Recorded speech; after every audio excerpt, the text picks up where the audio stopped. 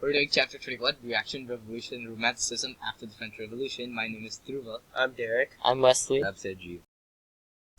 Following the French Revolution, the countries of Great Britain, Prussia, Austria, and Russia formed a quadruple alliance and adopted a policy of preserving all monarchical powers in mainland Europe. This led to the beginning of the Concert of Europe, which Great Britain left after 3 meetings, allowing the Latin American revolutions to progress without the fear of the global powerhouse. Back in Central Europe, the monarchies here attempted to censor the public and stall the spread of nationalism and liberalism. Liberalism says that people should be as free from restraint as possible. Thomas Malthus stated that people should not interfere with the law of nature. David Ricardo developed Malthus's ideas. His famous iron law of wages stated to never raise wages because it would lead to a negative chain reaction.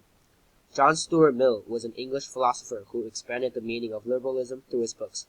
Nationalism supported the idea of national unity with one government. However, this threatened the existing political order. Socialism also rose. Utopian socialists like Charles Fourier, Robert Owen, Louise Blanc, and Flora Tristan believed human cooperation was superior compared to competitive capitalism. In the 1830s, these dog-conservative ideals erupted violently revolutions in France, Belgium, Poland, and parts of Italy. In France, Louis Philippe, the liberal bourgeois monarch supporting the upper middle class, was crowned. Belgium created a constitutional government, but the revolts in Poland and Italy were crushed. In Britain, the Reform Act gave new political power to the upper middle class. The Poor Law essentially forced the poor to find employment, and the Corn Laws were repealed for more free trade and better prices. However, France now suffered a large agricultural and industrial depression. A new provisional government was enacted with Louis Blanc. He tried to establish workshops, but it backfired, resulting in fighting. Now the Second Republic would be established. In most Germanic states, rulers tried to calm unrest. They created the Frankfurt Assembly to try and unite Germany, but failed. Meanwhile, in America, the Constitution is ratified and the U.S. takes shape. In this time period, many people were moving from the countryside into cities, leading to higher crime rates.